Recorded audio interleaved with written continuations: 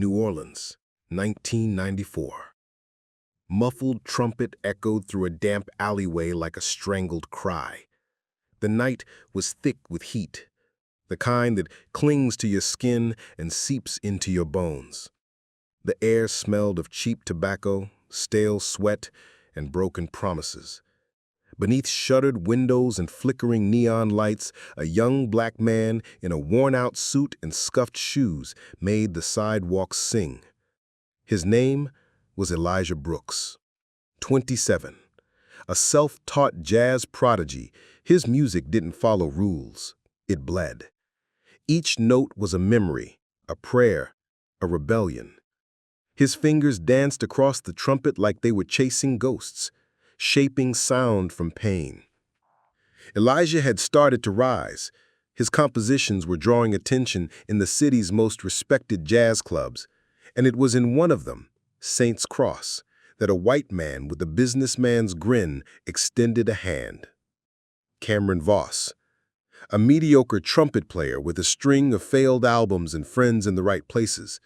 He had a sharp ear, not for melodies, but for opportunity. And when he heard Elijah play, he didn't see a peer. He saw a gold mine trapped in the wrong skin. At first, Cameron came off humble. He took notes, watched Elijah rehearse, offered cigarettes, asked questions. Elijah, generous and unguarded, shared his notebooks, his ideas, his vision for jazz as spiritual liberation. Then, one gray morning in April, everything changed. Elijah arrived for a big show. The club was locked. In the dressing room, a note, "Good luck, partner." Days later, local radio stations blasted a new jazz sensation from New York, Echoes of Bourbon, an entire piece Elijah had written, now credited to Cameron Voss. The betrayal hit like a gunshot. Elijah fought, reached out to lawyers, DJs, journalists, but it was useless. Cameron had already been crowned the new face of jazz, clean-cut, white, marketable. Rolling Stone called him a fresh voice with old soul. No one listened when Elijah said, "That was mine." Gigs dried up, promoters ghosted him. A record label that once promised a deal stopped replying. Some even accused Elijah of copying Cameron. In a world built on stage lights and closed doors, a black man without protection was easy to silence. He sold his beloved trumpet to pay rent, ended up in a tiny roach-infested apartment in Treme, played on street corners for tips. His new horn was dented and rusted like him, but he kept playing. And deep inside, the music kept whispering, "One day, they'll hear me again, and they'll remember where this song came from." 20 years passed. Elijah was no longer the wide-eyed genius. He was a man with graying stubble, tired eyes, and hands weathered by survival. He still played, but now on street corners, not stages. His trumpet was old, taped up, barely holding together, but the sound it made could stop traffic. At the corner of Royal and St. Peter, tourists slowed their steps. They didn't know his name, but they felt the difference. His music was raw, honest. It had pain baked into every note. Kids started calling him Jazz Ghost, like he was a spirit from another time, a phantom echoing through the quarter. But not everyone forgot him. At Café du Monde, where Elijah drank bitter black coffee every morning, Cheryl, a middle-aged black waitress with the voice of a poet, always said the same thing. "They stole your song, Elijah, but not your soul." She'd slip him extra beignets when they had leftovers and linger just to hear him tune his horn. At a back-alley tattoo shop, Malik, a former DJ who stopped spinning after a police beating left him deaf in one ear, filmed Elijah's sidewalk sets on an old camcorder. No fancy edits, just Elijah, raw, New Orleans behind him, and truth pouring out of his brass. The videos spread, first to local musicians, then to young activists, then to communities starved for authenticity. Soon, murals of Elijah appeared on alley walls. Indie bars opened their sets with his street recordings. For some, he became a symbol, the man who was robbed but never erased. Meanwhile, Cameron Voss was basking in his golden era. Award shows, book deals, a memoir titled In My Notes, where he claimed inspiration came from a whisper on a New Orleans street. No mention of Elijah, not a word. But the city knew. And if you listened, really listened, you could tell which notes were born from lived experience, and which were borrowed suits trying to pass for soul.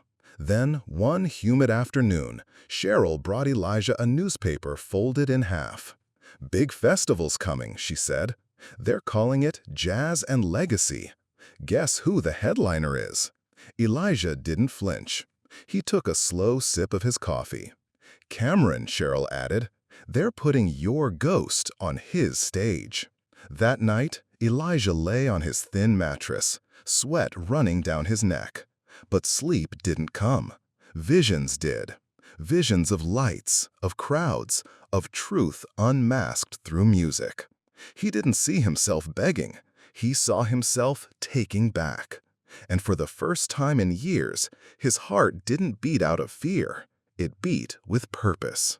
The festival was called Jazz and Legacy, a slick, high-budget celebration sponsored by corporate giants looking to package Black culture into a marketable weekend experience. It would take place in Jackson Square, the heart of a city that remembered everything, even when it pretended not to. The headline was bold: Cameron Voss and Friends, honoring the roots of American jazz. Elijah let out a dry laugh when he read it. Roots, they said. But whose roots? The ones they watered with money, or the ones they buried under contracts and lies? Still, Elijah didn't rage. He planned. He disappeared from the streets. No more sidewalk sets, no more videos, just silence. Not the silence of defeat, the silence before a storm. He met with Malik and Cheryl in the back of a shuttered barber shop. That's where the plan took shape. First step, get on the festival bill. Not as Elijah Brooks, too risky, but as someone the gatekeepers wouldn't recognize. They made a fake artist profile under the name E. Etram, a tribute to the neighborhood that never let him go. Malik edited one of Elijah's street recordings into a modern remix, gritty, emotional, unpredictable. The festival's selection committee, all white and pressed for time, liked it, called it raw and refreshing. They approved him for the small stage, the Emerging Artists Showcase, scheduled just hours before Cameron's closing set. But Elijah knew playing well wasn't enough. Not this time. He didn't just want justice. He wanted to break the system with the very sound it tried to erase. In a dusty garage with peeling walls, Elijah trained like a soldier before war. He rewrote the old stolen pieces, twisting them into something even more powerful, a fusion of melody and message.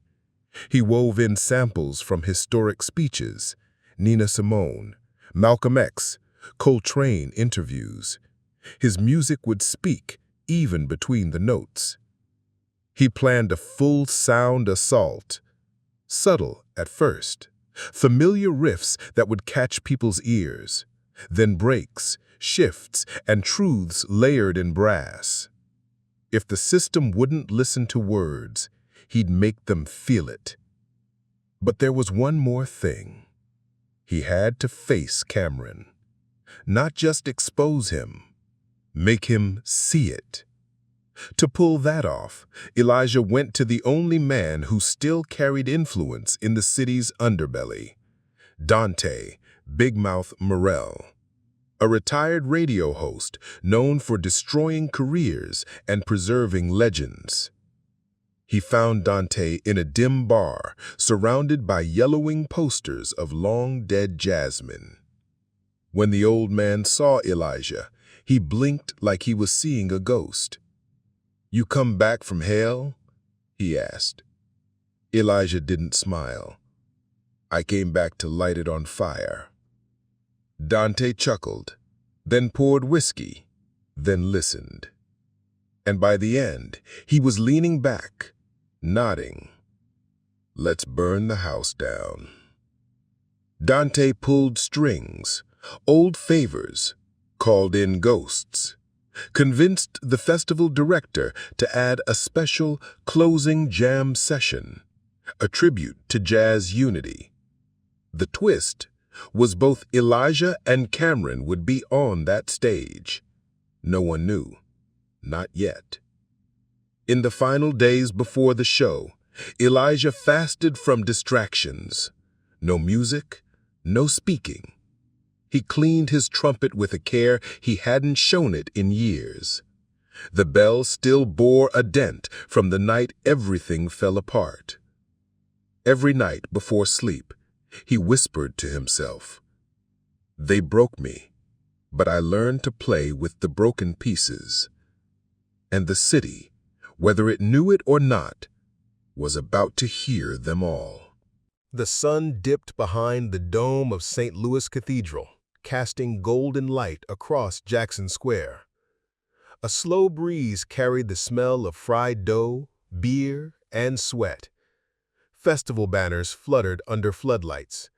Thousands of people crowded the plaza. The Jazz and Legacy Festival was in full swing. Backstage, behind the smallest of the 3 festival stages, Elijah stood alone. He wore a crisp black suit Malik had found in a thrift store and polished shoes that hadn't touched a stage in decades. His trumpet gleamed with age, its silver dulled, its dent still there, like a scar that never healed. A stagehand peeked in.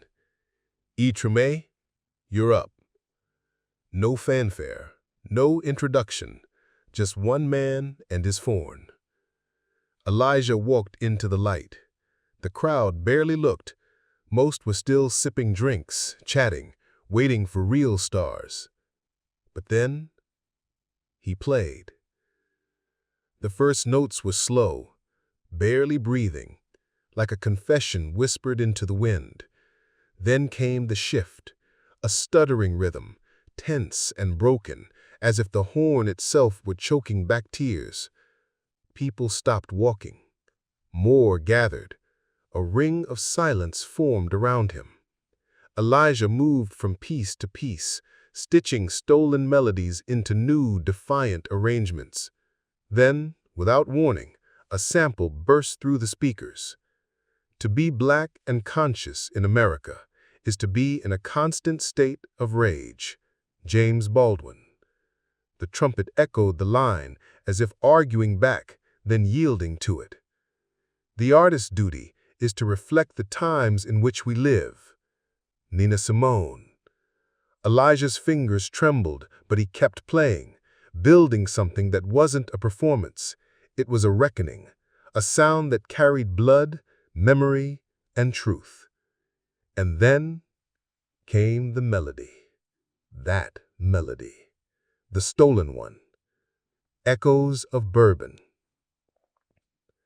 But this version had fire in its veins, slower, dirtier, truer. Every note screamed, "This is mine." Backstage at the main stage, Cameron Voss sipped champagne, smug and relaxed. A young assistant ran toward him, phone in hand. "Sir, there's something going on at the side stage. You should see this." Cameron walked over, curious. He heard it before he saw it. His face drained. The melody was unmistakable. It had made him famous. But it wasn't his sound. It was his theft, reanimated, louder than ever. He pushed through the crowd. On stage stood a man he hadn't seen in 2 decades. His worst mistake, his buried past. Elijah didn't flinch when he saw him. Their eyes met like old enemies on opposite hills before war. Then, the stage lights cut. A voice came over the mic. "Ladies and gentlemen, a surprise jam session, the headliner and a special guest from Treme. Let's celebrate the unity of jazz." The crowd cheered. The band set up behind them. Two men stepped forward. Two horns. Two histories. Cameron played first. Clean. Sharp. Polished. It was flawless, but it was empty. Then Elijah lifted his horn. The first note was imperfect, human, and it ripped the sky open. He didn't outplay Cameron. He outed him. Every phrase told a story of broken contracts, vanished shows, silent nights, of notes written by candlelight and stolen under fluorescent ones, of how music meant something deeper than money, fame, or legacy. In the final crescendo, Elijah stepped to the mic, no tremor in his voice. This melody wasn't born in a studio. It was born on streets like these, in black homes, black pain, black joy. It was mine, and tonight it comes home. The silence afterwards was holy. Then, a roar. Not polite applause, a full body, tear-stained standing ovation, phones in the air, journalists running, people hugging strangers. And Cameron? He turned and walked off stage. No words, no spotlight, only shame. The next morning, New Orleans woke with a buzz. The cathedral bells rang like gospel, and across every coffee shop, corner radio, and street musician's speaker, one name floated like smoke over the French Quarter: Elijah Brooks. The video of his performance had gone viral overnight. It wasn't pretty, shaky camera work, crackling audio, but it felt real. It was real. His face, his trumpet, the fire in his voice, the silence in Cameron's. Major outlets picked it up. The man behind the music returns. Jazz has a new prophet, and he was here all along. A legacy reclaimed. Cameron Voss, gone. Silent. Contract terminated. Tour canceled. His biography pulled from shelves. His social media locked down. He didn't issue a statement because there was nothing left to say. But Elijah didn't celebrate. He returned to his spot on Royal Street, not because he had nowhere else to go, but because he wanted to remember. That corner, that patch of pavement, had been his altar when no one believed, and now it was a shrine. People didn't just stop to watch, they knelt. Some left flowers, others asked for photos. A few simply stood in silence, eyes wet, hearts heavy with recognition. He had become a symbol, not just of revenge, but of resilience, of what it means to survive a system designed to bury you and then rise up, horn in hand, playing your truth anyway. Cheryl brought him a sealed envelope one afternoon. It smelled of fresh ink and old validation. Inside was a formal letter from the National Museum of African American Music, inviting Elijah to curate an exhibit. They called it Stolen Sounds, the Songs That Returned. More offers followed: record labels, documentaries, universities. But Elijah chose carefully. He didn't want lights. He wanted legacy. When asked in an interview what justice meant to him, he said, "I don't need a courtroom. My stage was my trial, and the people gave their verdict." Malik began managing Elijah's online releases. His old street tapes were remastered and released under the name Truth Notes. They sold out in hours. A vinyl collector called them jazz's rawest gospel. And one day, on a brick wall in Treme, a mural appeared. It showed Elijah in profile, eyes closed, horn raised to the sky, with words painted around him in sweeping white. You can steal the song, but you can never steal the soul. In time, young musicians started calling him Papa Jazz, not out of pity, but out of reverence. They came not just for advice, but for permission. Permission to be raw, permission to sound black, permission to be real. Elijah gave them that, gave them everything. But every now and then, after the crowds faded and dusk fell, he would sit alone with his trumpet, not to rehearse, not to perform, just to listen, to the silence between notes, to the ghosts in the music, to the boy he used to be, still playing in a back alley, dreaming of being heard. And with the gentlest breath, he'd lift the horn to his lips and remind the night. The music never left. It was just waiting to come home.